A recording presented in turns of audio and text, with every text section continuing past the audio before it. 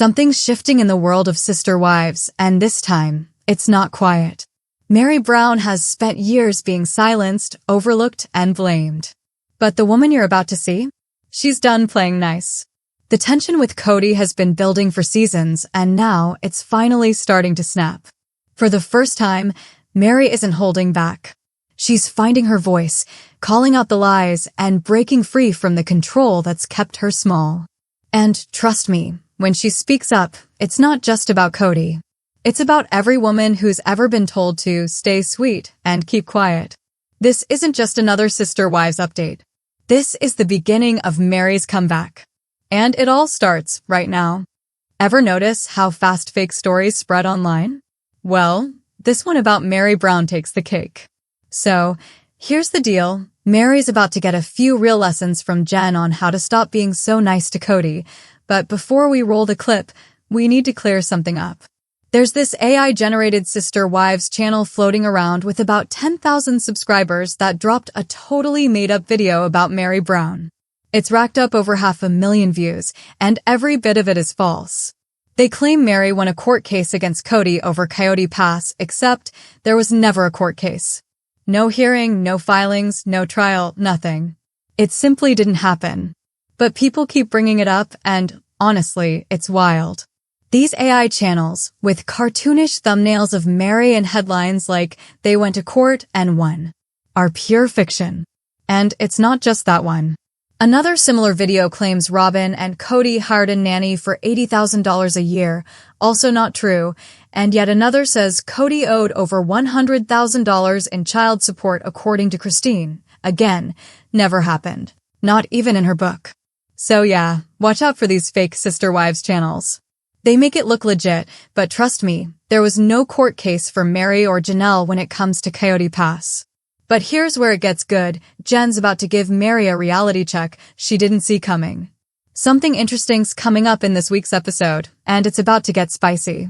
So, Jen steps in to give Meri a little crash course on how to be firm with Kody for once.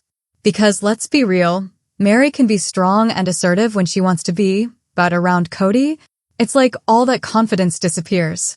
That's the thing about this culture. Women are kind of programmed to keep quiet, go along with what the man wants, and never talk back. Jen, though, isn't having it. She's trying to shake Meri out of that mindset. Picture this. They're talking about a potential buyer, and Jen's like, if it's not in contract within 6 weeks, get your attorney on him. And Meri just laughs and agrees. Then Jen hits her with the line we've all been waiting for, it's time to end your nice girl era. It's not helping you, it's only helping him. And Meri, kind of laughing, but also knowing Jen's right, admits it's true. Jen pushes harder, so why keep doing it? You're just hurting yourself at this point. Then comes the punchline. Jen grins and says, join me on the dark side. But it doesn't stop there, because next, we find out exactly why Meri's been holding back all this time. You know, sometimes I really feel for Meri, because honestly, she's taken the brunt of Kody's temper for years. He completely smeared her to the rest of the family, made her the easy target. And in their world, you don't go after the man. That's just how the system works. You can't challenge the so-called priesthood authority, so instead, everyone turns on each other. And guess who ends up the scapegoat? Yep, Meri. She became the one everyone blamed. The one pushed out, gossiped about, and misunderstood. Sure, maybe she wasn't always easy to deal with, but let's be real, she's been absorbing Kody's bad moods and anger for years. Eventually, that kind of treatment wears you down. You just stop wanting to fight. And there's another layer to it. When someone does stand up to Kody, he ices them out. Remember when Janelle finally lost it and yelled at him? He walked away and didn't speak to her for months. So it makes sense that Meri's scared of being shut out completely.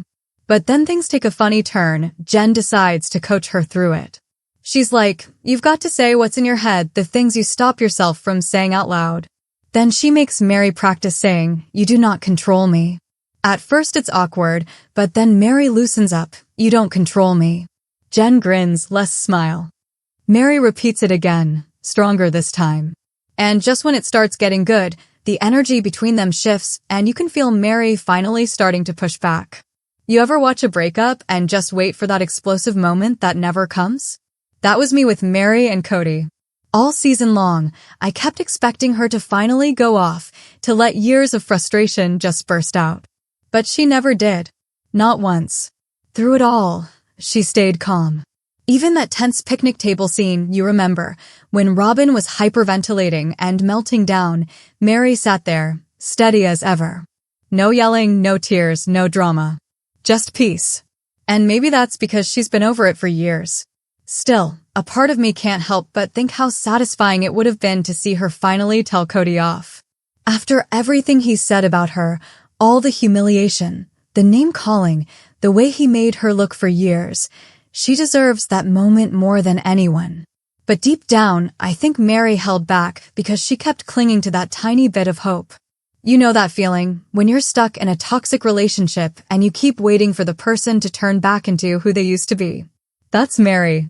Every time he threw her a breadcrumb of kindness, she grabbed it, thinking maybe, just maybe, he'd change. And that's probably why she never snapped. But oh man, wouldn't it have been satisfying to see her finally stand up and say what we've all been thinking? Because what happens next might just be the closest thing we ever get to that moment. This next part had me cracking up because Meri finally lets loose a little and it's pure gold. She starts throwing out lines like, "Get your act together. Comb your hair, Kody." And you can tell it came from deep in her soul. Jen's cheering her on like, yes, that's the energy. Then Meri blurts out, "Where's my money?" And even she starts laughing, saying it gave her anxiety just to say it. And honestly, it's about time someone called out Kody's hair. Let's be real. How many of us have been watching for years, hearing the wives gush over his amazing hair and just rolling our eyes? Not once in all these seasons have I looked at his hair and thought, yeah, that looks good. Remember the shaggy straight phase? Tragic. Then came his Keith Urban era, somehow worse. And ever since Robin showed him how to curl and style it, he's been stuck in this crunchy, over-processed mess that keeps receding more every season. He's got like 4 heroic hairs clinging to the top, a U-shaped bald spot, and still thinks it's working. At this point, someone just needs to sit him down and say, "Buddy, it's time. Let it go." Most of his brothers have embraced the bald look and moved on. He'd honestly look better if he did the same. Because come on, no one's buying the great hair talk anymore. And you think that's funny? Wait until you hear what they say about it next.